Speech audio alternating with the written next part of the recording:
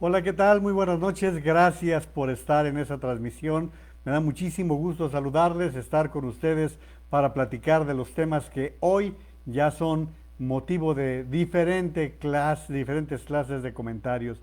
Si bien es cierto que nos quieren imponer que hablemos o nos concentremos en lo que está pasando con el circo llamado Lozoya, pues no, hay otros asuntos mucho más relevantes con la vida nacional que puede pasar con un país que su principal empresa petrolera registra números tan adversos como estamos viendo con Petróleos Mexicanos, que es la empresa más endeudada del mundo, que registra pérdidas cada vez más preocupantes. Si bien es cierto que ahora hubo una pequeña diferencia con lo que registró el año pasado, pues también habrá que insistir en que Pemex cada vez está más quebrada, Pemex cada vez tiene más problemas y lamentable porque pues este gobierno le ha apostado todas sus baterías, todos sus esfuerzos a una industria que tendría que estar siendo motivo de otro tipo de análisis. Pero de eso vamos a platicar en el curso de la transmisión. Como les digo, hay muchos asuntos que nos deben ocupar en primer lugar las personas. Creo que no hay otro asunto más relevante. ¿Qué les parece su presidente? Que sigue hablando del avión y sigue hablando de su rifa y del show este en torno a Lozoya, pero él no se ocupa de tener una gira por aquellas localidades en donde se presentan problemas humanos. Lo que sucedió con el huracán Hanna en Coahuila, Tamaulipas y Nuevo León, ni le importa ni lo tiene con cuidado. Él sigue con lo suyo. Bueno, si no fue a su tierra natal cuando acababa de pasar un meteoro, pues qué va a pasar con los que están del lado totalmente opuesto. No, pues no va a suceder. No crean que se va a producir, o ustedes piensan que Andrés Manuel López Obrador va a cambiar de la noche a la mañana y que mañana se va a calzar sus botas, se va a quitar los tenis que traía el domingo para irse de lleno a enfangarse, a ver cómo están las personas que perdieron todo, que sus casas resultaron inundadas, que perdieron sus pertenencias, más de 3 muertos, en fin, problemas tan serios como los que deja normalmente un huracán cuando a su paso provoca desolación, muerte y todo lo que provoca normalmente este tipo de circunstancias. Pero también les quiero comentar que miren, estuvieron negando primero la participación de especialistas que a lo largo de su vida habían participado en pandemias, en la lucha contra situaciones como la que estamos viviendo con el COVID-19, como Julio Frenk, como Salomón Chertorivsky, gente que había estado en las áreas de salud como el doctor Alejandro Macías, en fin, el mismo José Ángel Córdoba, todos estos exsecretarios de salud que en un momento determinado, en un comunicado, se ofrecieron para apoyar la estrategia y luchar contra la pandemia de una manera certera con la experiencia que tenían. Y bueno, pues la vanidad, la soberbia que tienen los López motivó que los repelieran, incluso hablaran mal de él, de ellos, hasta hablaron mal de un premio Nobel como don Mario Molina. Pues imagínense lo que sucedería con otros a los cuales les guarda un gran resentimiento López Gatell, pues porque lo ubicaron en su justa dimensión en 2009, cuando lo sacaron completamente de la estrategia contra la AH1N1. Esto que ocurrió por allá por el 2009, cuando se presentó este problema, esta pandemia. Fue en 2007, ¿no? Creo que fue, no, ya me perdí, no, es 2009, cuando ocurrió la pandemia del AH1N1 y que, bueno, pues rechazaban todo ese tipo de informaciones. Luego vinieron matemáticos, especialistas en diferentes especialidades, valga la redundancia, empezaron a dar información de que no se estaba siguiendo un sistema de vigilancia correcto, que el sistema de vigilancia llamado Centinela, que había elegido López Gatell, no era el correcto porque no se trataba de levantar muestras, sino de hacer suficientes pruebas, de hacer una gran cantidad de pruebas que le permitiera a México saber quiénes y dónde estaban contagiados y darles un seguimiento como estaba pasando en todo el mundo. Esto se supo porque así lo estaban operando en países como Corea del Sur, como Vietnam, que les había funcionado bastante bien, en Europa como Alemania, en fin, países que ya habían pasado los días iniciales de esta pandemia del COVID-19. Bueno, pues todo esto en los meses que llegaron, pues incluso llegó hasta darse una arrogancia para decir, no, es que los mexicanos estamos hechos de otra cepa, tenemos la capacidad, la fuerza, decía López Obrador, de nuestra naturaleza, que no va a llegar aquí 2 meses que tuvimos de margen para haber preparado al país con miras a que fuera menor la pandemia, pues no, ¿qué creen? ¿Qué creen? Hoy nos están diciendo que nos estamos acercando a 45,000 muertos, pero estos son datos oficiales. Resulta que el pasado fin de semana la Secretaría de Salud reconoció que el número de muertos hay que multiplicarlo por 3.8, ¿sí? Por 3.8. De esta manera ya andamos por encima de los 100,000 muertos a causa del COVID-19. De eso les quiero platicar con apoyo en el artículo que hoy publica el historiador Héctor Aguilar Camín en el diario Milenio. Dice: la Secretaría de Salud actualizó las cifras del número de muertes durante los meses de la pandemia. Fíjense, entre el 15 de marzo y el 27 de junio hubo en el país 55% más muertes que las esperadas en la estadística normal de mortalidad. Es decir, 71,315 defunciones más que las registradas el año pasado. El único factor nuevo que puede explicar tamaña alteración de la cifra esperada es, desde luego, la pandemia. Es que esto es muy simple. Tú tienes unas estadísticas de los últimos 5, 10 o hasta 20 años. ¿Cuántas personas han muerto en un periodo tal sin que se presente un evento extraordinario como el que estamos viviendo en este momento? Entonces, allí tienes la diferencia. Si hay un incremento del 55%, pues obviamente el evento que te está marcando la diferencia es ese que se está registrando. Las cuentas de la Secretaría de Salud corresponden a la medición de 20 estados, quedan 12 fuera de la cuenta, más de una tercera parte por no haber en ellos, dice Salud, datos confiables. ¿Qué nos dice esta cifra de lo que puede estar pasando realmente con las muertes de la pandemia? Nos dice, desde luego, que son muchas más que las registradas oficialmente. El 27 de junio, hace un mes exactamente, en que termina la nueva cuenta de la Secretaría de Salud, la cifra de muertos oficialmente acumulados por COVID-19 era de 26,381. Las muertes excedentes reportadas por la Secretaría de Salud para ese mismo día eran los referidos 71,315. Es decir, que las defunciones confirmadas oficialmente por COVID-19 el 27 de junio equivalían a 37% del exceso de mortalidad nacional. El exceso de mortalidad era 2.70 veces mayor que las cifras confirmadas. Entonces, esto ya nos está hablando de qué es lo que está sucediendo con respecto a las cifras. Es decir, y siendo ya muy concretos, siendo realistas, tenemos ya más, perdón, más de 100,000 muertes registradas. Miren, si multiplicamos a lo que el día de hoy nos ha presentado como información, estaremos hablando de 170,528 muertes. Sáquense esa cifra, regístrenla. ¿Por qué? Pues porque hoy, al día de hoy, estamos hablando de 44,876 muertes. Eso es lo que les dice López-Gatell. Eso es lo que dijo hace rato y que más temprano reveló la Universidad el Hospital Johns Hopkins de Estados Unidos, 44,876. Pero como les digo, esta cifra hay que multiplicarla por 3.8. Y si lo hacemos de esa manera, si multiplicamos esa cifra por 3.8, nos da 170,528. Para que nos imaginemos, no nos imaginemos, para que pensemos realmente en la cantidad de mexicanos que han muerto a causa del COVID.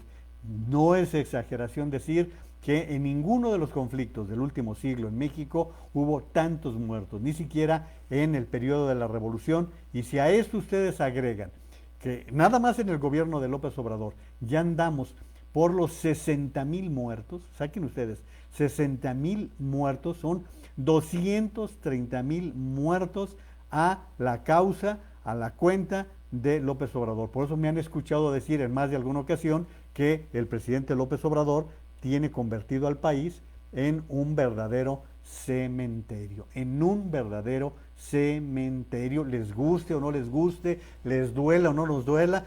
Creo que les duele más a aquellas personas que han perdido seres queridos a causa de una pandemia que pudo ser de consecuencias mucho menores que las que estamos padeciendo, en un momento en que ni siquiera para, ni siquiera, López Gatell no sabe ni sumar, porque él empieza a decir que a pesar de las cifras, sigue habiendo un descenso. Pues ¿cuál descenso? Si las cifras de cada semana han ido incrementándose 42,000, 44,000, 46,000, van creciendo las cifras de contagio y las cifras de muerte conforme se va registrando en cada día. Es decir, la curva, nosotros no estamos ni siquiera en condiciones de justificar, como en Estados Unidos, que se trata de un rebrote. Ni siquiera tenemos esa salida. Nosotros es nuestra primera aparición del COVID.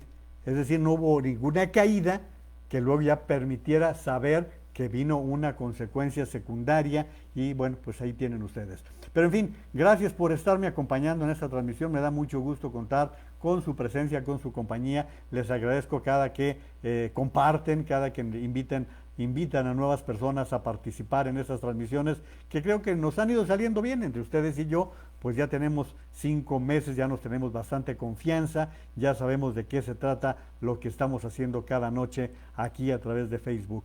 Voy a hacerles una pregunta, pero les dejo la pregunta y paso a algunos de sus comentarios. Usted que me está viendo en este momento, ¿podría vivir con 1,100 pesos al mes? Piénselo, 1,100 pesos al mes. Imagínense que ya llegó usted a los 65 años de edad, 70 años de edad, y que lo que va a recibir son 1,100 pesos mensuales. Mientras usted lo piensa, mientras usted analiza y me da también sus comentarios, quiero agradecer la participación de Alicia Esther Gutiérrez López por estar aquí esta noche, René Vázquez, Urscam, buenas noches, saludos desde Nuevo Vallarta, gracias Urs, y gracias por los memes que me compartiste hoy. Nena de la Torre, saludos, buenas noches. Le madrugaste, nena, muy bien, muchas gracias. Carmen Robles Gil, buenas noches, Juan María y comunidad pensante, aquí ya listos para verte y escucharte. Saludos, Lourdes Barragán, muchas gracias. Tomás Espinosa, también saludos. Mari Carmen Torres, buenas noches a todos. También saludos de Lourdes Barragán y gracias por estar participando. Dice Carmen Robles Gil, se juntaron los López igual de resentidos. Claudia Gabriela Rodríguez Castellanos, buenas noches maestro, buenas noches a todos, muy buenas noches mi querida Claudia. Saludos a Salvador Gómez Limón, Lucy Bustamante, Gloria Naveja, Memo Ortega, ¿cómo estás mi querido Memo? Hacía tiempo que no andabas por aquí, te saludo con mucho gusto a Guillermo Ortega Ruiz, mucho gusto en que nos acompañes aquí en la transmisión. Domingo García, Salvador Naveja, también Samuel Magaña, Samuel un abrazo, Leti de la Vega, ¿cómo estás mi querida Leti? Jorge Naveja, también muchos saludos, Célida Pérez Payán, Moni Piñera, como siempre aquí puntual a la cita, muchas gracias. Trinidad Ramírez, dice Alicia Esther, caray, ni para medicina. Dice también saludos José Allende, Mari Hernández, Betty Ceballos y Joe Martínez. A ver, les reitero la pregunta. La pregunta es, ¿qué harían ustedes con 1,100 pesos mensuales como ingreso? El tiempo nos ha enseñado que los sistemas de pensiones tal y como están diseñados no soportarán más de una década, 2 en el mejor de los casos. Las personas que están próximas a su jubilación están viendo reducidas sus cifras, o hay planes para ello, son una generación que cotizaron y mantuvieron el sistema de pensiones durante 40 años. Ahora los estados les dicen que no van a poder cobrar todo lo cotizado porque el sistema no lo soporta. Les han cambiado las reglas del juego en el último momento. Mi generación, la millennial, este es un artículo que publica en el periódico El Economista Alejandro Cubi y lo estoy reproduciendo, dice él, mi generación millennial, a golpe de 2 grandes crisis, 2008 y coronavirus, hemos aprendido que no vamos a tener una pensión pública con lo que podamos vivir dignamente. Es más, dudamos siquiera que vayamos a tener pensión alguna. Tenemos que buscar la forma de tener fuentes de ingresos alternativas para el retiro que nos permitan mantener ese deseado retiro dorado. nosotros tenemos tiempo de prepararnos, ya sabemos cómo va a ser el juego. Eso lo está diciendo alguien que anda en los 30 años de edad. Para cobrar pensión bastaría cotizar 15 años, pero hay que aceptarlo, no hay sistema de pensiones que con tan pocos años de trabajo soporte los pagos durante una vejez indeterminada. Ahí les va, ¿eh? Fíjense bien en estos datos porque son con los que se va a vivir en pensiones como las que se están proyectando. 15 años puede funcionar para generar ingresos del 10% o 20% del salario promedio percibido, pero no para el 100%. La propuesta pretende aumentar de manera progresiva la aportación por parte del empleador hasta alcanzar el 13.87% y mantener el 1.125% la aportación del trabajador. Hagamos el cálculo sin contar la inflación, tomando como base el salario promedio de 6.252 pesos mensuales. Las aportaciones anuales a la AFORE de patrón y empleado serán de 11.250. Si se cotiza 15 años y se obtiene una tasa de interés del 7%, se logra una bolsa de 199,000. Pónganla en 200,000. Pongan que su bolsa, en donde está su pensión, sea de los 200,000 pesos. Asumiendo que la edad de jubilación se mantiene en 60 años y la esperanza de vida es de 75, ¿sí? La jubilación a los 60 y la esperanza de vida 75 años. Nos da una cifra mensual de 1,100 pesos que recibiremos por las aportaciones. La pensión mínima garantizada en México es de 3,198 pesos. La diferencia entre la pensión mínima garantizada y los 1,100 pesos saldrá de las arcas del Estado. ¿Podrías vivir con esa cantidad mensual? A ver, pregúntenselo, ¿eh? Porque esto no va a variar mucho. Miren, a ver, esto en algún momento hemos estado haciendo algunos comentarios un poquito laterales. ¿Cómo se fue construyendo la bolsa del retiro? Recuerden ustedes que se constituye el Instituto Mexicano del Seguro Social, por allá por los años 60. Un gran paso, sí, un gran paso pensando en la seguridad social, pero allí con un pueblo, con una población pues joven que produce y se le va tomando el dinero. Como no había pensionados ni jubilados en ese momento, la bolsa va creciendo los años 60, los años 70 y de esa manera pues se va teniendo una bolsa importante. A los gobiernos, desde Díaz Ordaz, de Echeverría sobre todo, López Portillo, les dio por empezar a impulsar dentro de la parte de la recreación, con el propósito de que también hubiera recreación, la construcción de áreas de esparcimiento, como pudiera ser en Huaxtepec. Ya ven ustedes que hay un parque en Huaxtepec. Se construyeron teatros, se empezó a promover obras de teatro y se les patrocinaba a ciertos actores muy cotizados de los años 60 y 70. Todo esto con cargo a la Bolsa del Seguro Social. Pero llegó un momento de la extravagancia. Además de todos esos despliegues, empiezan a comprarse equipos de fútbol, ¿sí? Imagínense ustedes, la gente que es pambolera se va a acordar que hubo un tiempo en que el Seguro Social era propietario del Atlante, del Huaxtepec, tenían equipos en Yucatán, contrataron extranjeros, contrataron en aquel tiempo a Caviño, a La Volpe, bueno, trajeron a Lato de Polonia, en fin, gastaron pero con ganas, fue un gastadero, todo con cargo al Instituto Mexicano del Seguro Social. Entonces esa gran bolsa que era para las jubilaciones, pues empezó a hacerse chiquita, pero como quiera seguía siendo importante y el Seguro Social pasa un tiempo en que empieza a tener graves problemas. Y entonces empieza a tener graves problemas porque empiezan los jubilados, empiezan los pensionados y en esta situación, pues el tema de las pensiones se empieza a convertir en una bomba de tiempo. Porque ese era el Seguro Social.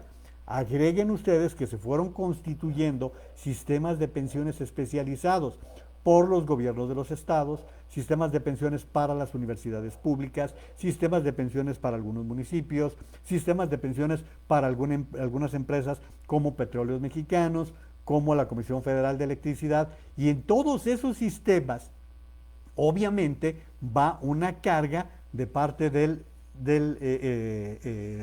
recurso nacional. Bueno, pues entonces este problema empieza a crecer en la medida de que van aumentando los jubilados. Y en algunos casos, como Petróleos Mexicanos, tienen sistemas del retiro verdaderamente sofisticados, ¿no? Se salen completamente de lo que sucede con el Seguro Social. Bueno, pues desde hace ya por lo menos 20 años se ha venido advirtiendo de la bomba de tiempo que son los sistemas de pensiones. Acaban de presentar un proyecto que ha sido sumamente elogiado. Yo a muy pocos les he observado un verdadero análisis de lo que se presentó la semana pasada, porque no se está buscando una solución integral para las cosas. Miren, hoy en día nosotros tenemos una población de un promedio de 28 años de edad, ¿sí? Esta población, como dice el artículo del señor Kubi, pues va a trabajar y va a hacer sus aportaciones para el seguro. Y bueno, pues quienes en este momento ya estamos entrando a la edad de la jubilación, pues tendremos ese respaldo de las personas que están en esa situación. Pero ¿qué va a pasar justo con estos jóvenes de 30 años? Dentro de 30 o 35 que se quieran jubilar y que no haya suficientes recursos. Porque ahora mismo, tenemos que ir calculando que aquellos que nos vamos a retirar con lo que era el programa de 1973, somos como entre 8 y 9 millones que vamos a incorporarnos con una pensión garantizada. Y allí es donde el gobierno tendrá que ir haciendo aportaciones. Bueno, pues todo este rollo que les estoy diciendo es para subrayar que el problema de las pensiones viene muy serio. Y también me sirve para decirle a usted que tiene ahorita hijos, nietos, o si usted es un joven que tiene de 40 para abajo, es advertirle, no se confíe a este tipo de jubilación. No apueste su futuro a la jubilación que le va a dar máximo 3, 4 mil pesos, porque no va a vivir de eso, no va a ser suficiente para que se sostenga. Se advierte que lo ideal es un ahorro del 10% a lo largo de 20 años. Es lo que los especialistas nos dicen.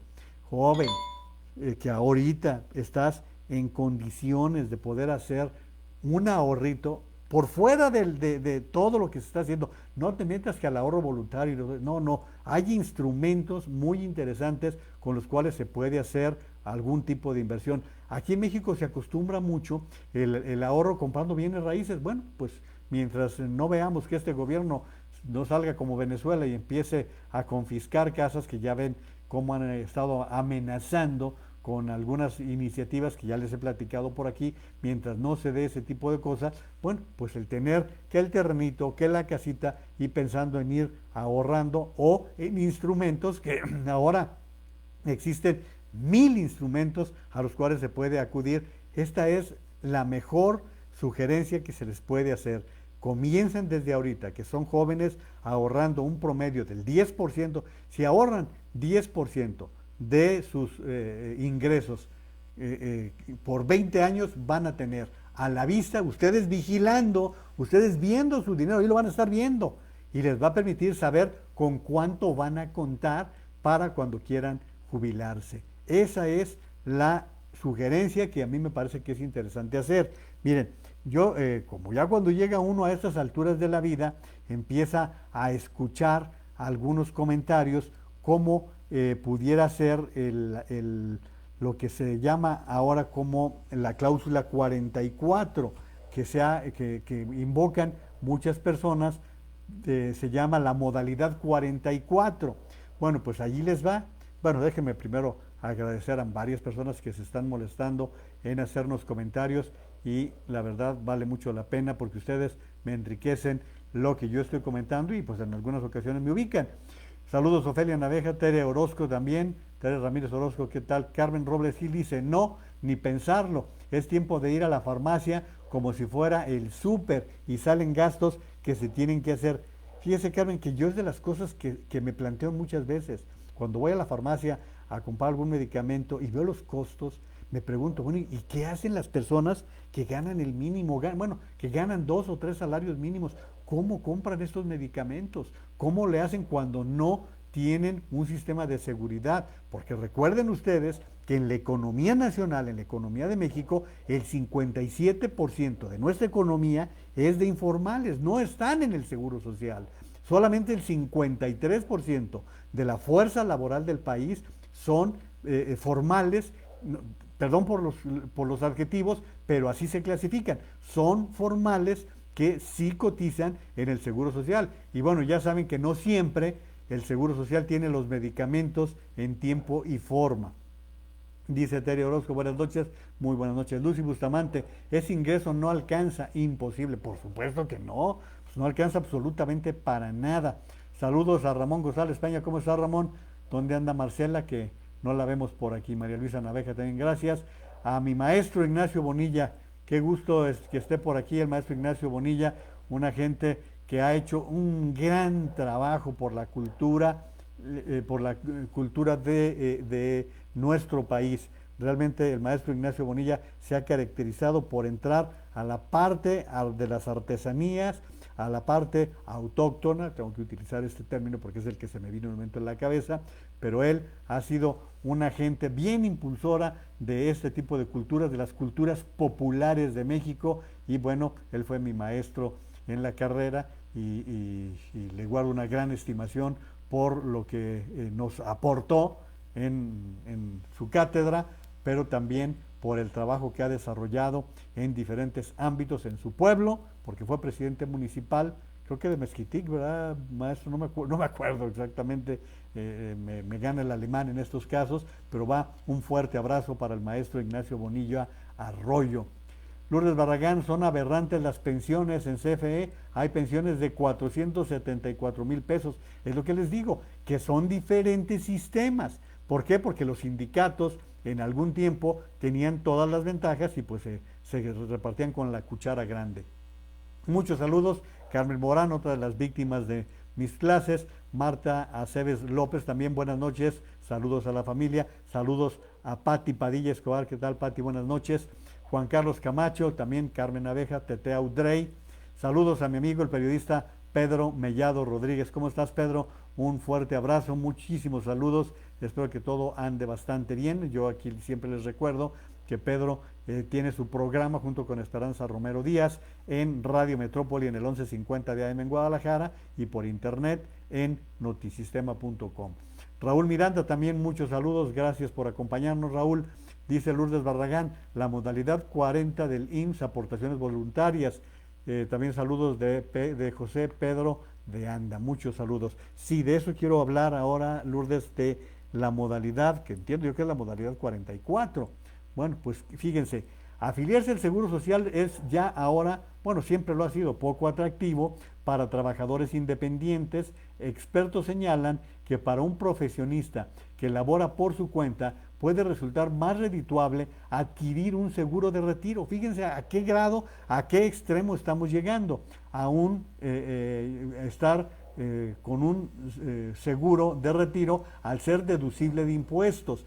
Bueno, y por aquí de repente se desliza la güera Damaris Sandoval, que a eso se dedica, a la venta de seguros, y ella estará de acuerdo conmigo en que muchas veces este tipo de seguros para el retiro son también capitalizadores, son también opciones. Por eso hay que hacer la chamba. Se trata del futuro, de lo que vamos a vivir o lo que van a vivir las próximas generaciones, y muchas veces por eso es preferible tener un seguro para el retiro mediante el cual estés vigilando, nada más que sea una empresa seria. Ten mucho cuidado, porque luego hay empresas patito que lo que hacen es nada más dedicarse a estafar. Hay que buscar muy bien con quién lo vas a hacer. Una de las propuestas que el sector empresarial busca agregar en la iniciativa de reforma a pensiones es que los trabajadores independientes que no están afiliados al seguro puedan hacer aportaciones obligatorias a través de un plan personal de retiro o bien un esquema de meses de contribución con un monto y un beneficio de pago en el retiro. Fíjense, el señor Marcelo de la Jara, director del Crecimiento Económico y Mercado Laboral del Centro Espinosa Iglesias, explicó que existen dos tipos de trabajadores independientes. Por un lado, los autoempleados, personas que tienen su propio negocio y realizan alguna actividad económica, y por otro lado, los profesionistas como dentistas, abogados, y freelancers. Si bien este grupo de trabajadores ya puede afiliarse al Seguro Social de manera voluntaria o puede abrir una cuenta Afore y hacer aportaciones voluntarias, son mecanismos poco atractivos para ellos, pues dependiendo de sus ingresos les podría convenir un seguro de gastos médicos mayores o bien un fondo de ahorro para el retiro, salvo a las personas que perciben menores ingresos y que optaban por el seguro popular, que como ya sabemos, el seguro popular lo desaparecieron y el dichoso Insabi pues nomás no sirve absolutamente para nada. Si ustedes tienen una opinión diferente, me encantaría recibirla.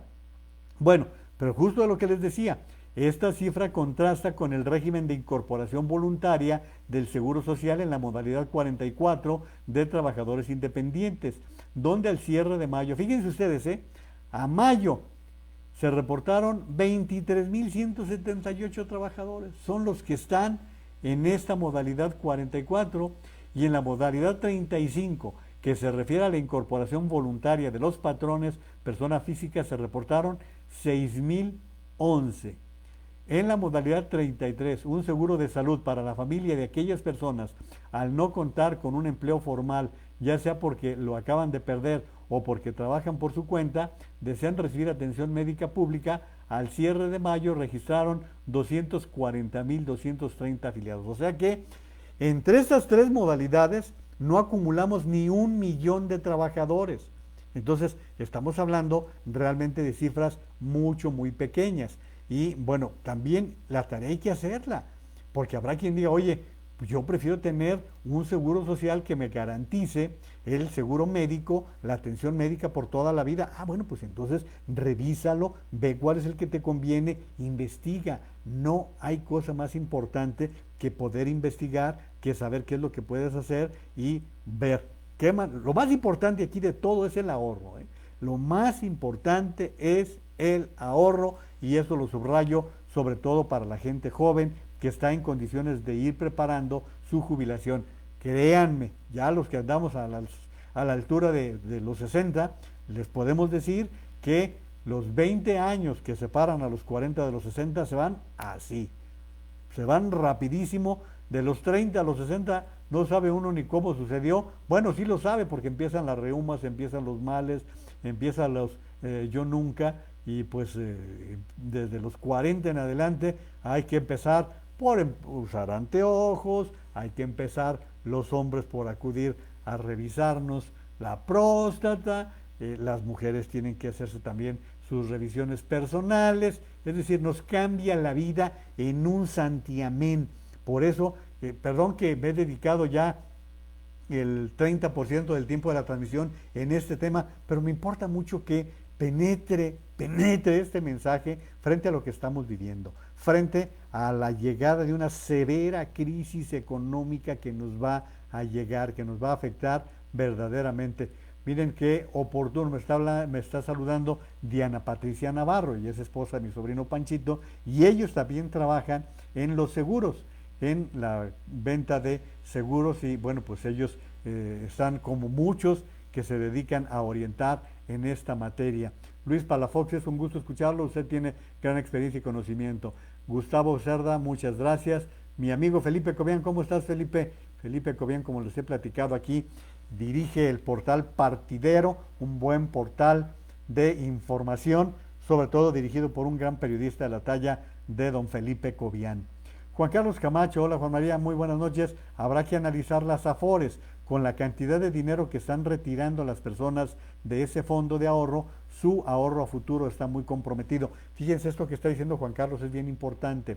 A raíz de la pandemia, muchas personas fueron retirando lo poquito que podían sacar de su afore. ¿Por qué? Pues porque o comían o tenían afore. O sea, yo ahí sí no puedo hacer mayor crítica más de que reconocer que pues es que ya vamos para 5 meses en que hay empresas que les dieron algún apoyo a los trabajadores y otras que de plano cerraron. Entonces, pues ¿qué es lo que ha sucedido? Si ahorita nada más de gente afiliada al Seguro Social hemos perdido más de 1.100.000 empleos, y esto con los que, otra vez, los formales. Los informales se calcula que hay personas que hay un cálculo que pudiera llegar hasta los 11 millones de personas que no han recibido ingresos en estos meses que han transcurrido. Estamos ante una situación bien compleja, bien complicada, porque se están presentando cada vez más los desempleos. Dice Diana Patricia Navarro, bonita noche. Este tema es súper importante y más que en México nuestra cultura de ahorro es muy baja. Así es, definitivamente es uno de los temas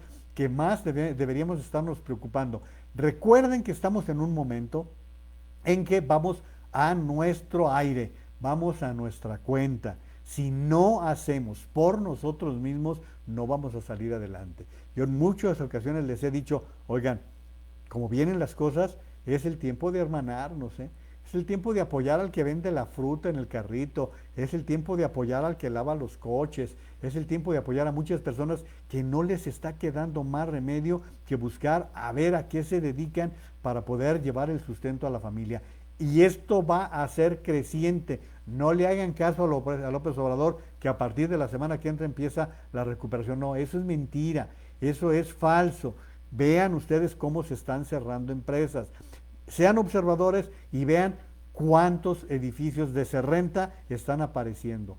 Cuántas empresitas que son como academias, como salones de belleza, la pequeña lonchería, la pequeña fondita, están cerrando sus puertas. ¿Por qué? Pues porque la situación económica le está llegando al cuello a muchas personas. Entonces sí, vamos a nuestras uñas, ¿no? Como solemos decir de manera popular, vamos a nuestras uñas y por eso es tan importante el estar hablando de este tipo de cosas. Entonces, por eso me ocupé de estar dándole tanto tiempo a un tema como este de las pensiones y lo que nos está significando el gasto que no estamos completando, que muchas personas la verdad no están viendo de una manera clara. Miren, digo, ya sé que en una de las transmisiones les tumbé el ánimo a muchas personas, pero vean por ejemplo el dato que hoy publica Excelsior. Durante mayo, el segundo mes del quédate en casa, la población del país en pobreza laboral llegó a 54.9%. Saquen cuentas de esto, vean el dato que les estoy dando, pongan atención a ese dato que les estoy dando. En mayo, la población del país en pobreza laboral fue del 54.9%, o sea, más de la mitad de la población, de acuerdo con un análisis del Consejo Nacional de Evaluación de la Política de Desarrollo Social. Cuando ustedes escuchen Coneval, nos estamos refiriendo a este consejo que hace muy buenos estudios. Es el más confiable que tenemos para poder saber la situación de pobreza en el país. Bueno, el cálculo de la encuesta telefónica de ocupación y empleo del INEGI, lo anterior significó que en el mes de referencia, en mayo, 69.6 millones de mexicanos no tuvieron el ingreso laboral suficiente para adquirir la canasta básica alimentaria. Les repito la cifra, 69.6 millones de mexicanos. Recuerden que somos como 120 millones, pegado a 130 millones de mexicanos. Pero piensen ustedes, nada más, me puse en negro, Mauro, avísenme si todo va normal, porque yo acá ya me quedé negro, pero pues ahí iré haciendo la lucha por continuar con la transmisión tal cual, y si no, pues me dicen para ver qué es lo que podemos hacer. Avísenme, por favor. La pandemia de COVID-19 ocasionó que el número de mexicanos en pobreza laboral creciera en 24.4 millones, si se compara con los 45.2 millones registrados en el primer trimestre del año. Bueno, pues esas son las cifras que quiero comentarles para que ustedes tengan una idea de qué es lo que pasa con mexicanos en pobreza laboral, cosa que está creciendo de una manera exponencial. También lo que les decía, esto durante mayo. Bueno, pues el ingreso laboral suficiente no se ha tenido para adquirir la canasta básica alimentaria. Con esto la pandemia ocasionó que el número de mexicanos en situación de pobreza laboral se elevara, como ya les decía, a 24.4 millones de personas, si se compara con 45.2 millones que se registraron durante el primer trimestre del año. O sea, Ahí tienen ustedes una idea de cómo se está presentando y dicen las acciones urgentes. Dada la magnitud de la pobreza laboral durante los meses de contingencia, el organismo encargado de medir la pobreza y evaluar la política social hizo un llamado para focalizar la atención de las acciones gubernamentales en los grupos más vulnerables. Vean por qué razón se ha tomado la decisión por parte de algunos legisladores de impulsar un apoyo para todos los trabajadores. Se necesita. Los programas sociales que trae el gobierno de López Obrador no están siendo suficientes, no están llegando a todo mundo y se necesita en este momento que se dé un apoyo económico como se está dando en todo el mundo. Por esa razón les insistiría en que es uno de los temas de lo más relevante que se están presentando en el país. Por lo tanto, yo les insistiría en apoyar este tipo de medidas, digo, pues, en lo que podamos apoyar, porque realmente esto se decide tanto en diputados como en senadores, que son temas que han estado tratando de llevar y que pues no siempre están funcionando. Bueno, les voy a hablar también de Pemex, que es un tema muy técnico y hay mucha información al respecto, pero miren, hubo una entrevista que les quiero compartir con el padre de la niña Ana Lucía, que como ustedes saben murió víctima de la leucemia, víctima del cáncer. Y esta entrevista la realizó ayer Carlos Loret de Mola en su noticiero de XCW y la verdad vale mucho la pena. Es una entrevista con Walter Ruprecht, quien es el padre de la niña Ana Lucía, que una niña que perdió la vida a causa del cáncer. Aseguró que murió por culpa de las autoridades mexicanas. Esto es lo que dice. ¿Qué se queda tu hija sin medicina en voy un a hospital público? La hija de dos personas, una pareja que se dedicaba. Ahí estamos. La fuerza que ella me da para seguir aquí vivo, ¿no? Porque pensé en que ya no podía más, pero no. Hay cientos de niñas y niños sufriendo. Nosotros estuvimos en el Centro Médico Nacional 20 de noviembre, desde mayo del año pasado hasta enero, finales de enero de este año. Y desde los primeros días que Ana Lucía iba a empezar con la quimioterapia, nos topamos con el desabasto inmediato. No había vincristina, por ejemplo. La vincristina es importantísima, Carlos, para cualquier esquema de quimioterapia para combatir la leucemia linfoblástica, como el agua para los niños. Sí. Luego, la mala calidad del medicamento, Carlos. Ana Lucía, el 27 de junio del año pasado, sufrió un choque anafiláctico por la mala calidad del medicamento, de la L-asparaginasa. Y lo de usted, que fue una mala calidad, porque otras dos niñas el mismo día, a la misma hora, tuvieron lo mismo. Y lo de las otras niñas fue un poco peor que el de mi hija. Walter, déjame, me detengo ahí un instante. Sí. ¿Por qué el desabasto? ¿Por qué sucede este desabasto? ¿Qué es lo que te dijeron a ti? ¿Qué es lo que has investigado tú? ¿Por qué se queda tu hija sin medicina en un hospital público? La hija de dos personas, una pareja que se dedicaba una a dar clases en una secundaria federal, maestra secundaria federal, y en tu caso que estabas dando clases de inglés. ¿Por qué? Pues no hay respuesta. No hay respuesta. Mira, yo no voy a dar nombres, pero pues muchas personas que laboran en ese hospital nos decían que los recortes llegaron con el nuevo gobierno, que era increíble. A veces no había guantes esterilizados, Carlos. Las sábanas estaban destruidas. A veces no había sábanas limpias. Una enfermera, Carlos, para 16 niños.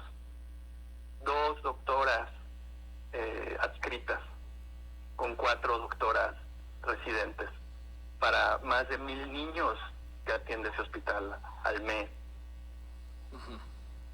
Y esto todo llegó con el nuevo gobierno, por los recortes al sistema de salud.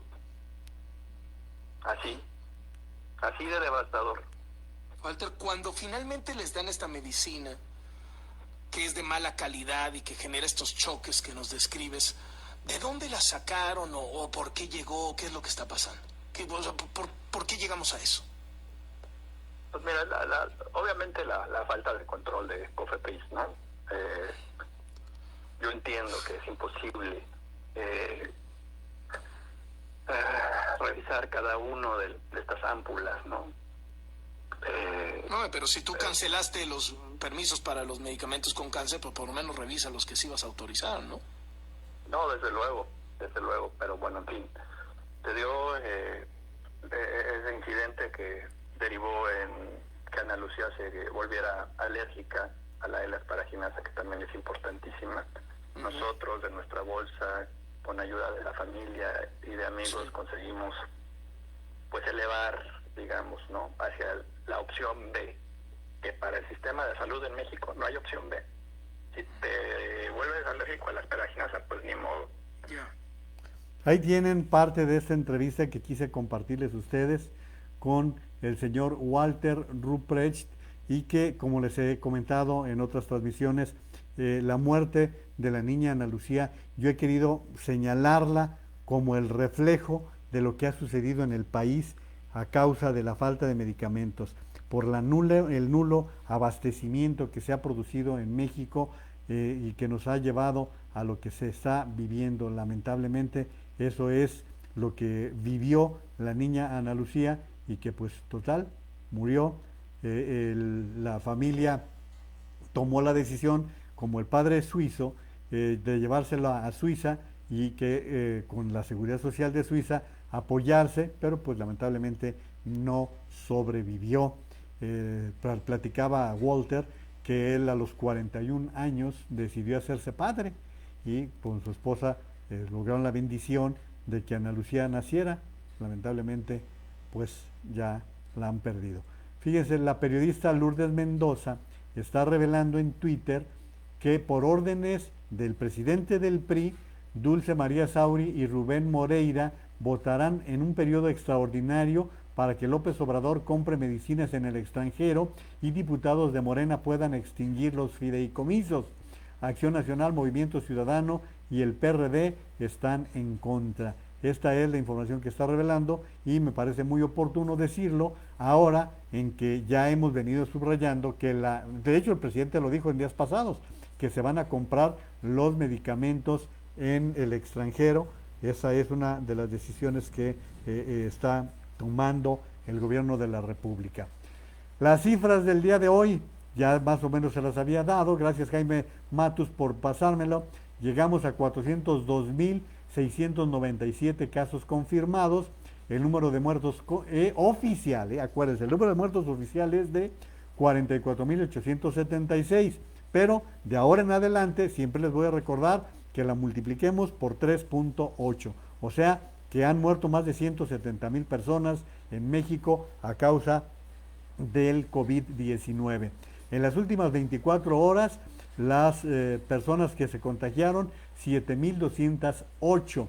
Y las defunciones, las personas que murieron, el registro es de 854. Pero en las últimas 24 horas murieron 2,782 personas. Hay que ver cuántas de esas 1,928 sobrantes murieron por COVID, para saber las cifras exactas que se están presentando en nuestro país. Y bueno, pues de esta manera también lo que podemos comentarles es lo que está pasando en Estados Unidos, en donde, fíjense qué tarugada, vean que las cosas que pasan en algunas partes. En Florida arrestaron a un sujeto por utilizar fondos de alivio del COVID-19 para comprar un Lamborghini, háganme el favor. Este tipo fue arrestado y acusado de obtener de manera fraudulenta 3.9 millones de préstamos del programa de protección de cheques de pago, y usar esos fondos en parte para comprar un auto deportivo para él. Las autoridades confiscaron un Lamborghini Huracán de 318,000 pesos y 3.4 millones de cuentas bancarias al momento del arresto. David T. Hines, de 29 años, de Miami, Florida, fue el acusado. Deben hundirlo en la cárcel, porque ese tipo de gente no debe estar al alcance en una situación como la que se está viviendo en el mundo en este momento. Y en más de todo esto, la ciudad de Filadelfia extendió hoy la prohibición de comer dentro de restaurantes hasta el 1 de septiembre. O sea, no se va a poder ofrecer comida en el interior de los restaurantes de Filadelfia. Esto fue lo que determinó el comisionado de la salud. Y por otra parte, quiero comentarles que sindicatos que representan trabajadores de empresas del transporte en Estados Unidos solicitaron formalmente que emita el Departamento del Transporte una orden de emergencia para ordenar que los pasajeros lleven mascarillas en autobuses, trenes y aviones. Están tan con el agua en el cuello en Estados Unidos, con los rebrotes del COVID, que vean lo que está sucediendo. Y en este mismo sentido, el doctor Fauci, el epidemiólogo jefe de los Estados Unidos, dice que podría haber más sufrimiento y más muerte si no se toman medidas para contener el coronavirus. El doctor Anthony Fauci dijo, sí, observan las muertes que están ocurriendo en este momento. Fíjense, en Estados Unidos alrededor de 1000 por día. A menos que nos pongamos manos a la obra con esto y lo suprimamos, tendremos más sufrimiento y más muerte. Esto es lo que están diciendo con respecto a la información, y los científicos vuelven a decirnos que el uso universal de la mascarilla podría disminuir la gravedad de los síntomas de COVID-19 para quien la usa, o en algunos casos evitar completamente la infección. Por favor, usen la mascarilla. ¿Qué les cuesta? Cuando salen, cuando andan en la calle, es importante usar la mascarilla. Gracias por estar participando, y bueno, pues por supuesto a quienes nos han permitido hacer comentarios de diferente índole. A ver, aquí está. Dice Diana Patricia Navarro, ahora hay oportunidad de transferir sus ahorros de pensión a un plan personal de retiro para continuar sus ahorros. Me pongo a sus órdenes para asesoría personalizada. Irene Alvarado Cortés, buenas noches. Saludos a Herminia Ramírez Reynoso. Dice Lourdes, gracias Patricia, me interesa. ¿Me compartes algún contacto? Ya te lo comparteo ahí, Lourdes, ya lo tienen ahí. Y saludos a Francisco Naveja, así que tienen ahí el número telefónico. Como yo les he dicho, si no nos damos la mano en esta, pues entonces ¿cuándo? Muchos saludos a mi querida Nora Elizalde Couture, quien es una gran diseñadora de modas. Hola Nora, muchas gracias. Diana Patricia ya dio ahí el número exacto. Qué bueno que todo está bien. Aquí está cayendo un aguacero de aquellas. Si vieron que me hice a un lado para ver cómo estaba no sabía que oía ruidos y no sabía de qué se trataba. Saludos Vicente Herrera, también mi estimado Rafa Flores Martínez. ¿Cómo estás, Rafa? Gracias por estarnos acompañando. Un gran abrazo. Saludos a Mili Naveja, Juan F. Macías, Francisco Moreno, al maestro Bernabé Bañuelos Ansaldo, también muchísimas gracias. Mili dice, así es, yo te lo digo con conocimiento de causa, que es terrible cómo se manejan los medicamentos en COFEPRIS. En la AC que colaboro, tenemos un año peleando contra un medicamento que entró al mismo tiempo que López Obrador al sistema de salud, y hemos tenido rechazos de riñón por esas compras, ya que se castigó a PISA por ser parte de la mafia del poder, según este pseudo presidente. Sí se castigó, y miren, PISA es un buen laboratorio, PISA es un laboratorio que da un buen número de empleos, y si tenía problemas, pues ya lo había consignado COFEPRIS. Realmente yo no entiendo este tipo de decisiones. Bernabé Bañuelos, el maestro, dice, buenas noches maestro, siguiendo su transmisión con mucho gusto, muchísimas gracias, saludos. ¿Cómo estás mi querido Saúl Zárate? Gracias por estar participando. Leti de la Vega dice, a mi papá lo internaron en el Hospital Siglo XXI, compré colchón, cojines especiales, broncodilatadores y otros medicamentos y una sonda gástrica. No hay ni lo más elemental. Los médicos te piden el medicamento ante la desesperación de no poder dar la atención adecuada. Imagínense, si en el Hospital Siglo XXI, que es uno de los cotizados en todo el país, ocurre este tipo de situaciones, pues ¿qué sucede en algunas clínicas de otra índole? Les prometí ayer comentar algo de lo que sucedió en Puerto Vallarta. Oigan, un secuestro masivo que ocurrió y que ha estado bien extraño, bien raro. Luego de 10 días de reportarse la privación ilegal de la libertad de varias personas en Puerto Vallarta, la Fiscalía de Jalisco informó que inició una carpeta de investigación por la desaparición. Expuso que la noche del lunes recibieron una denuncia. Se trataba de una persona que dijo ser vecina de Guanajuato, quien reveló que un pariente suyo estaba desaparecido en Jalisco. La persona detalló que el ahora desaparecido viajaba con el grupo de personas oriundas de Guanajuato y el cual fue atacado el 18 de julio en Puerto Vallarta. La Fiscalía detalló que obtuvo nuevas evidencias para presumir que al menos 4 personas fueron privadas de la libertad. Un comando se encargó de subir a 4 personas que viajaban en la caravana a una camioneta y darse a la huida del lugar. Yo nada más les doy la información, qué es lo que me llega, qué es lo que alcanzo a detectar. No puedo especular mucho en la materia, pero ayer quedé de comentarles este asunto y por esa razón lo estoy señalando. Y bueno, dicen que de que la perra es brava, hasta los de casa muerde.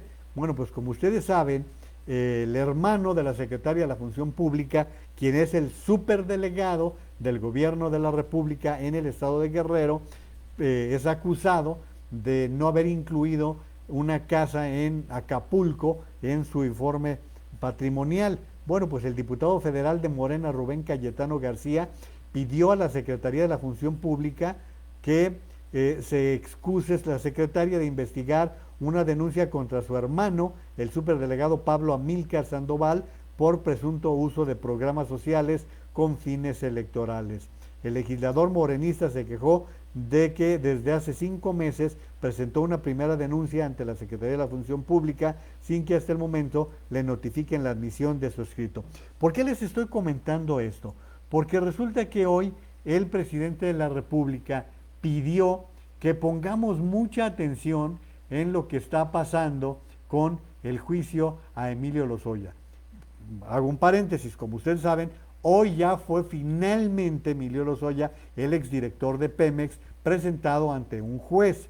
Y el presidente de la República ya tiene más de una semana ocupándose de este tema de Emilio Lozoya. Bueno, pues hoy de las cosas que pidió el presidente de la República fue que le pongamos mucha atención a lo que está pasando con el juicio de Emilio Lozoya, como si no hubiera asuntos más importantes de lo que está pasando en el país. Yo realmente no entiendo este tipo de declaraciones del presidente de la República, que tendría que estar más ocupado de lo que realmente ha venido dedicando a este tema. En el marco de la videocomparecencia del exdirector de Pemex sobre presuntos actos de corrupción, Andrés Manuel López Obrador llamó a la población a dar seguimiento de este caso para que todos conozcamos cuál era el modus operandi de los delincuentes de cuello blanco. Eso ya lo sabemos, señor presidente. Ya sabemos cómo operan los delincuentes de cuello blanco y pues es de creer que el caso de Emilio Lozoya seguirá por la vía legal. Pero ¿qué tal si también ponemos atención a lo que está pasando con su gobierno, en donde está rompiendo el récord de más asignaciones directas? No hay concursos, se están presentando situaciones de esta naturaleza en un gobierno en el que su mayor bandera es la lucha contra la corrupción. Pero pues ¿por qué razón no pensamos también con lo que está pasando con su propio gobierno? Hoy el senador y exdirigente panista Gustavo Madero afirmó que Luis Videgaray y el expresidente Peña Nieto deben ser citados a declarar por todo este asunto de Lozoya. Lo que se tiene que hacer es citarlos ante la justicia, pero a partir de una denuncia formal, de un evento jurídico y no periodístico. Eso es donde no podemos litigar en los medios. Eso nos hace mucho daño como sistema de justicia. Hoy también Lozoya rechazó ser responsable del delito de lavado de dinero y de haber recibido un soborno de Altos Hornos de México para aprobar la compra que hizo Petróleos Mexicanos de la planta chatarra de agronitrogenados. Tras ser informado de la imputación, el exdirector de Pemex también negó que hubiera usado dinero de ese soborno para adquirir su casa en Lomas de Besares, en la Ciudad de México, la que incluso aseguró que reportó en su declaración patrimonial ante la Secretaría de Función Pública antes de todos estos acontecimientos. Mira, en este tema de Lozoya va a dar muchísimo de qué hablar, va a ser un tema que está muy al alcance de los comentarios de toda naturaleza. Por lo tanto, pues no me meto más allá de lo que ya se está diciendo hasta ahora y bueno, creo que vale la pena estarlo también manejando. Fíjense ustedes, México es el número 2 en fuga de capitales de Estados Unidos. Esto es lo que se está informando. Y bueno, pues en esta materia de México y de Islas Caimán es donde más huyeron los inversionistas estadounidenses en los primeros 4 meses de este año, según el Departamento del Tesoro. Y sobre esto hay un tuit de Jorge Guajardo que dice: las tonterías como la conferencia de prensa del avión llegan a la prensa de Estados Unidos y acelerarán la salida de capitales. Los inversionistas ven el sinsentido del gobierno del presidente López Obrador y pierden toda la confianza en México. Eso pues lo está diciendo. Hoy esto lo quiero unir a una declaración de Valentín Díez Morodo, quien es un empresario muy destacado, muy reconocido en México, y dice: López Obrador patea a la iniciativa privada cada vez que proponemos algo. Pues diera la impresión de que así sucede, lamentablemente, y a esto hoy el ex senador Javier Lozano dice: el desprecio presidencial hacia la iniciativa privada es ya enfermiza, dice Javier Lozano Alarcón. Sus complejos, prejuicios, ignorancia e indolencia, lejos de sumar esfuerzos, divide, polariza, destruye y diluye. Lo cierto es que se está cayendo la inversión en muchos sentidos en el país. Bueno, pues voy a más comentarios de ustedes que me están haciendo el favor de acompañarme en esta transmisión. María Luisa Naveja dice: Eduardo Bermejo quiere saber si Alfaro cierra en su totalidad empresas y todos dejaremos de ganar, ellos tampoco tendrán sueldos. No, pues el gobierno continúa con su marcha. Bueno, quiero decirles que en el caso de Jalisco, como están creciendo los casos de contagio, como están creciendo el número de muertos, y acuérdense ustedes que en el caso de Jalisco se cambió lo del semáforo por un botón de emergencia, bajo 2 premisas que harían que el gobierno determinara si hubiera necesidad de un cierre por 14 días de todas las actividades. Lamentablemente esto sigue creciendo y el riesgo de un cierre pudiera venir, pero yo lo extendería a lo que está pasando en todo el país. Dice, me están diciendo que le está aclarando producción a Claudia el problema que se está presentando con el video. Si estamos nosotros bien, díganme para seguir nosotros normales como lo estamos haciendo en esta transmisión. Sí, entonces les decía, a la pregunta de María Luisa, sí, efectivamente, los empleados del gobierno seguirán cobrando pues como lo vienen haciendo regularmente. Saludos a Manuel Contreras, también a Salvador Lara Elizondo. Espero, Claudia, que se haya mejorado la transmisión. Saludos a Salvador Lara, dice, pues la distracción a todo lo que da, Lozoya, el avión. Eso es lo que está pasando. Cómo el presidente de la República está ocupado en una rifa, en lo del avión, cuando el país está ante una situación tan crítica como es la pandemia, que no acabamos de superarla, que no acabamos de llegar a una situación de bajar las cifras que se están presentando y una estrategia más adecuada. Y particularmente, pues lo que hemos hablado con respecto a los riesgos que se presentan en el país con respecto a la crisis económica que está en puerta. Miren, el día de hoy, Petróleos Mexicanos dio a conocer sus resultados y bueno, pues ya salieron los números de Pemex con una inesperada pérdida mucho menor a la esperada, de tan solo 10.300 millones de pesos. Esto es lo que dice Gonzalo Monroy, quien es un analista especialista en temas energéticos. Dice, algunos puntos que tienen que explicarse mejor por parte de Petróleos Mexicanos porque no tienen sentido. Según Pemex, no hubo depreciación de activos, sino que aumentaron de valor. Y esos otros gastos pasaron a ser un costo. No cuadran los datos, dice Gonzalo Monroy en la información que está proporcionándonos. Jorge Andrés Castañeda dice, Pemex tuvo en los primeros 6 meses del año flujos de efectivo de operación negativos, 1.649 millones de dólares en lo que va del año. El gobierno federal ha aportado 2.005 millones de dólares para compensar el déficit en los flujos de efectivo. Efectivamente, como ustedes saben, el gobierno le ha dedicado una gran cantidad de dinero a Petróleos Mexicanos para tratar de sacarlo adelante. Rodrigo Pacheco dice, como parte de la austeridad, dice Pemex, que ya no gasta en telefonía móvil. Con razón, alguien no recibe llamadas. Esa es una buena ironía. En el portal El CEO, Último Minuto, Pemex reporta una pérdida neta de 44,000 millones de pesos en el segundo trimestre, menor a la registrada en los primeros 3 meses del año. La petrolera registró una caída en ingresos y costos. O sea, ya hasta da consuelo que la pérdida sea solo de 44,000 millones. Imagínense bajo qué condiciones está imperando la economía de la principal empresa del país. El diputado Jorge Álvarez Maínez dice, Pemex perdió 550,000 millones de pesos en un semestre. Fíjense bien lo que dice. Eso alcanzaría para pagar el ingreso vital de 50 millones de mexicanos. 11,000 pesos por 3 meses. ¿Imaginan lo que les comentaba? Si hubiera un apoyo así de concreto, de 3 meses, 11,000 pesos, pues da como 3,000 y cachito. Con eso que ha perdido Pemex se podía apoyar a 50 millones de mexicanos. Con esa medida se habrían salvado miles de vidas y salvado de la pobreza a millones de personas. Nos gobiernan criminales, dice el diputado por el partido Movimiento Ciudadano. Eso es lo que está dándose a conocer.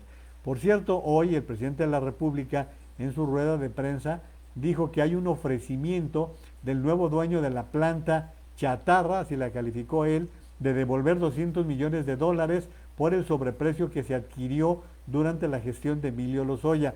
¿Por qué el presidente no se calla con estos datos? Estas informaciones deben ser parte de la investigación de la Fiscalía General de la República. No le corresponde al presidente de la República andar ocupándose de este tipo de información que no le competen. Esto es, insisto, de la Fiscalía General de la República. Pero bueno, pues así se presentan este tipo de cosas y la verdad no sé, ya no sé ni qué decirles. Bueno, pues ahí les va. Donald Trump, una semana después de ofrecer un tono más serio sobre la pandemia del coronavirus, Trump nuevamente está propagando teorías infundadas sobre un supuesto remedio y cuestionando la credibilidad del máximo experto del país en enfermedades infecciosas. Hoy, de hecho, al hijo de Trump, al hijo mayor, le suspendieron su cuenta de Twitter. Se la suspendieron por estar dando recomendaciones, sugerencias que no se deben andar presentando, y pues eso fue lo que hicieron tanto Facebook como Twitter con Don Jr. en cuanto a su cuenta. Bueno, miren, creo que no viene mal ocuparse de algo de conocimiento. Me encontré esta nota hoy en el diario Excelsior y me pareció interesante porque de repente se usan términos diferentes, por ejemplo, para hablar de las personas con discapacidad. Y hoy Excelsior publica esto. En México se suelen utilizar diferentes términos para hacer referencia a las personas con discapacidad, como discapacitado, persona con capacidades diferentes, entre otros. Sin embargo, el término correcto es el primero, personas con discapacidad. Esa terminología está sustentada por la Convención Internacional sobre los Derechos de las Personas con Discapacidad. Eso se los quise comentar porque a lo largo de los tiempos recordarán que se usaban términos como, por ejemplo, inválido, ¿sí? Se usó mucho tiempo el término de inválido, luego se fueron buscando términos pues a la persona que tenía problemas visuales, como ciego, como... Bueno, no voy a usar términos despectivos para las personas que tienen capacidades diferentes, y bueno, pues por eso personas con discapacidad es el término correcto, personas con discapacidad, porque entre toda la gente que se dedica al trabajo social, este tipo de términos, créanme que sí le dan mucha información, sí le dan mucho vuelo, y por eso se los quise comentar. y más con respecto a lo del huracán. Les voy a comentar algo del huracán, pero antes déjenme decirle que Mari Carmen Torres dice un aguacero en Zapopan Norte sin luz durante casi una hora. Sí, está lloviendo durísimo. Saludos a Estela Suárez, ¿cómo estás, Estela? También a Nena de la Torre, ya la había saludado, y a Alicia Esther Gutiérrez López. Bueno, pues el paso de Hanna por entidades del noreste del país ha dejado 3 muertos y 4 desaparecidos. Esto es lo que informó hoy Protección Civil. Y se acuerdan que ayer les hablaba qué pasa con los elementos de las Fuerzas Armadas. Bueno, pues hoy se informa que la Secretaría de la Defensa desplegó cerca de 2,000 elementos para aplicar el plan DN3E en su fase de auxilio por el paso del ciclón Hanna. En Coahuila fueron desplegados 151 militares y 6 vehículos de la Sedena. Un reporte del Ejército señala que en ese estado militares también han efectuado el remolque de vehículos y retiro de piedras. En Nuevo León fueron desplegados 187 elementos militares y 20 vehículos. Las tropas desplegadas en municipios de Salinas, Victoria y Escobedo y en la zona metropolitana de Monterrey. Por lo que hace a Tamaulipas, debido a las precipitaciones en la zona norte, reforzó su presencia con más de 100 elementos con el fin de apoyar a las personas afectadas en el poblado La Guerra y en su cabecera municipal de Miguel Alemán. Estuvo duro, estuvo duro el huracán Hanna. Esto es la información que se ha proporcionado a este respecto, y bueno, pues que finalmente llegó el apoyo, finalmente se dio la atención que se tenía que presentar. ¿Ustedes hubieran imaginado que McDonald's tiene pérdidas? Así como, ¿se acuerdan que ayer les hablaba de que 73 ricachones del continente se habían hecho más ricos todavía con la pandemia?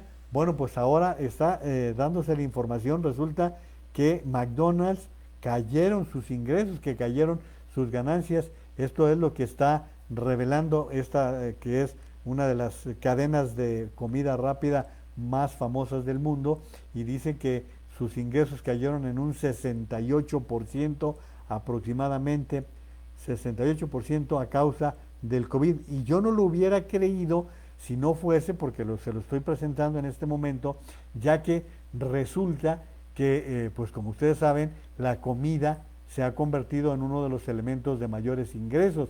Las ventas de McDonald's han sufrido un desplome debido al cierre de distintas unidades, lo que limitó sus operaciones. La corporación reportó un descenso de ventas del 23.9% a nivel global, un nivel mayor al pronóstico sin lograr sus expectativas de ganancias. Su nivel de ingresos netos se desplomó 68%. Este desplome comercial provocó una ligera caída en sus acciones del 2%. Fíjense que también estaba viendo que de las empresas que han estado cerrando establecimientos están los Oxxo. Yo no sabía que también estaban teniendo ya la necesidad de cerrar algunos establecimientos, y me preocupa, les voy a decir por qué. Porque Oxxo, como opera, es que les entrega el negocio a familias. Son familias las que reciben la administración de acuerdo a todo el apoyo del know-how que les aporta la empresa propiedad del holding llamado FEMSA. Bueno, pues están cerrando algunos. Y yo me preguntaba, si esto está pasando con Oxxo, ¿qué estará pasando con las tienditas de abarrotes, con la tiendita de la esquina? Yo por aquí cerca de su casa tengo 2 o 3 tienditas de abarrotes y me ha dado mucho gusto ver el orden con que operan, porque hay varias obras también en los alrededores y bien formaditos, con su mascarilla, formaditos, con la distancia física correspondiente, y me ha dado mucho gusto, pero no sé cuántas tienditas de abarrotes están sufriendo las de Caín, lo que está pasando frente a todo esto, pues no lo sé. Oigan, déjenme darles un chisme que ha provocado mucho ruido en redes sociales. Miren, hay una periodista que fue muy célebre, muy famosa, sobre todo en tiempos de López Portillo. Ella se vinculaba mucho con los militares. Ella se llama Isabel Arvide, esta periodista Isabel Arvide Limón.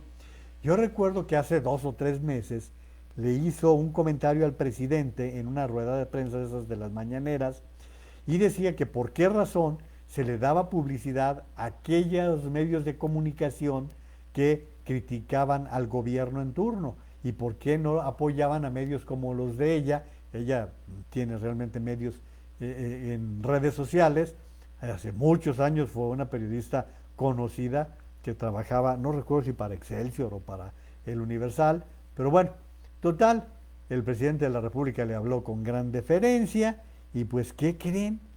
Que la nombró el presidente de la República cónsul de México en Estambul. Dice Héctor de Mauleón, lo que hay que ver, sin experiencia diplomática alguna, la periodista Isabel Arvide Limón fue nombrada nueva cónsul de México en Estambul, Turquía. Eso es lo que se anunció el día de hoy y bueno, pues ha sido motivo de unas críticas tremendas por esta decisión que tomó el presidente de la República, que llama mucho la atención. Oigan, ya regresó a las actividades el secretario de Seguridad Ciudadana de la Ciudad de México, Omar García Harfuch. Se equivocan quienes piensan que podrán debilitar la lucha contra la delincuencia en la Ciudad de México. Somos miles dispuestos a asumir los riesgos que sean necesarios para que nuestra sociedad viva en paz. Esto lo dijo hoy ya al estar en actividad el secretario, quien hoy fue saludado por la jefa de gobierno en esta materia. Así que, bueno, pues les estoy pasando tal cual para que ustedes tengan los casos. Rosario Guerra, quien es de trayectoria priista, dice, ¿para qué pagar sobornos si PAN y PRI llevaban años tratando de concretar reforma energética? Daño patrimonial significa la cancelación del aeropuerto de la Ciudad de México, cajeros del Banco del Bienestar, energías limpias, elefantes blancos como el Tren Maya, Dos Bocas, Santa Lucía, austeridad, dice además Rosario Guerra, adjudicaciones directas, avión presidencial, hace todo un listado de estas situaciones que se han presentado. Miren, ya les he presentado en alguna ocasión el caso, los casos que trata Isaac Katz en el periódico El Economista. El presidente de la República hablaba todavía el fin de semana, dice que la caída de la economía será, la caída y la subida de la recuperación será en B, es decir, que será una caída rápida y un levantón rápido, así lo están dibujando. Los que sí saben de economía advierten que al contrario, que será una especie de W, en la cual habrá una caída, probablemente un levantón, pero luego otra caída. Vamos a ver, ¿para qué les estoy hablando de dibujos? Lo cierto es que dice Isaac Katz, México está muy lejos aún de haber empezado a controlar la epidemia y en gran medida es el resultado de no haber tomado medidas efectivas de control. El presidente señaló que la recuperación de la economía iniciaría en agosto, yo se lo estaba comentando hace rato, y más aún afirmó que será en forma de V. Sin embargo, no es de esperarse un vertiginoso repunte y esto se debe a 3 razones primordiales. La primera es haber desdeñado la gravedad de la pandemia. Esto lo está diciendo como un primer caso de qué es lo que le ha sucedido y que se ha expuesto por parte de algunos especialistas. Segundo, fue no haber instrumentado una política de transferencias temporales y directas a las familias, lo que estábamos comentando, un ingreso universal. ¿Qué hubiera sucedido si se le deja, si se le brinda un apoyo de 3.500 pesos a todos los trabajadores? En este momento tendrían pues suficiente liquidez para poder afrontar gastos elementales como el sostenimiento. Entonces, no haber instrumentado una política de transferencias temporales y directas a las familias, así como un seguro transitorio de desempleo para los trabajadores del sector formal. La reducción del ingreso en la mayor parte de los hogares ha significado una reducción del consumo privado, principal componente de la demanda agregada. Esta caída se ha reflejado en consecuencia en menores ingresos para las empresas, obligando a muchas de ellas a cerrar. Y tercero, además del choque dual de oferta y demanda generado por la pandemia, el cual no está claro cuánto vaya a durar, existe un elemento que se ha vuelto estructural. Y entonces en el 2019 la inversión total cayó 4.9 y en el primer trimestre del año previo a la pandemia se redujo en 9%. Esta es la situación que está predominando en el país en este análisis que hace Isaac Katz. Mire, les decía que hubo muchas críticas con respecto al nombramiento de Isabel Arvide. Dice Sergio Negrete, a poner el nombre de México en alto, Marcelo Ebrard. Esto lo dice con una ironía tremenda. Iván Pipe, por su lado, dice, video exclusivo de Isabel Arvide, nueva cónsul de Turquía, de México en Turquía, nombrada por la Secretaría de Relaciones Exteriores. Sí, dice, todos sabemos que es quien pidió chayote al presidente y ya sabemos que es la que quiere una ley que castigue a quienes ofendan al presidente, pero así trabaja durante las mañaneras. Miren, les voy a publicar esta es la voz de esta reportera que hoy fue premiada con un consulado que hoy lo publica Van Pipe en Twitter. Tenemos un portal, no recibimos un centavo de publicidad. Si usted estaría dispuesto a cambiar esa ley para que no hubiera fake news, para que no le puedan decir mezquino impunemente.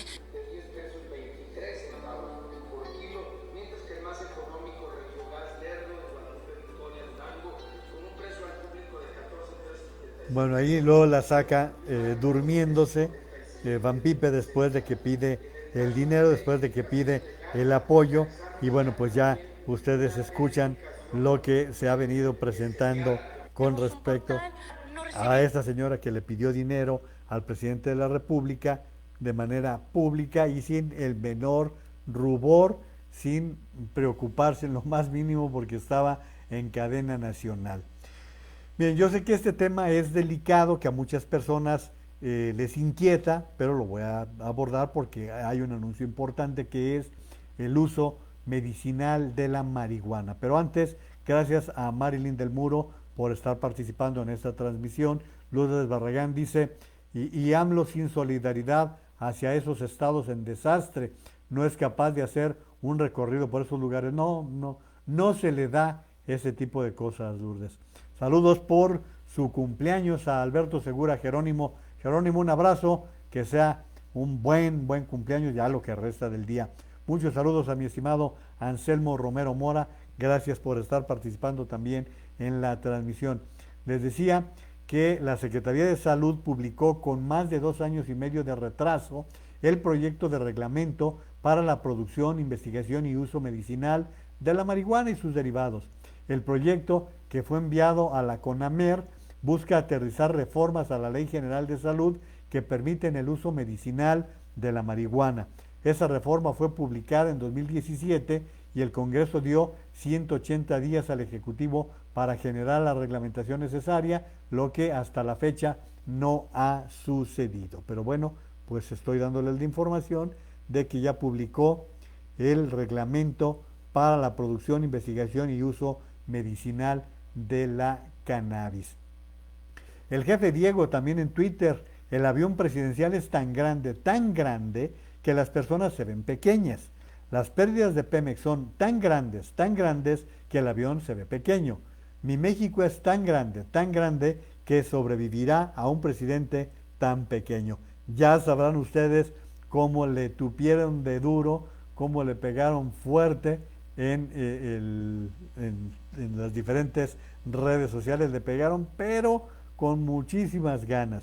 Oigan, quiero decirles que hay una convocatoria para un diplomado en competitividad política. Esto lo está organizando mi amigo Aminadab Pérez Franco, quien está invitándolos para que aquellas personas que tengan interés, el día de mañana habrá una sesión informativa a las 7 de la noche. 7 de la noche, se titula 2021, un año decisivo para México, y va a ser transmitido por Zoom, las claves sociales y políticas para participar decisivamente en un año crucial para definir el futuro de México.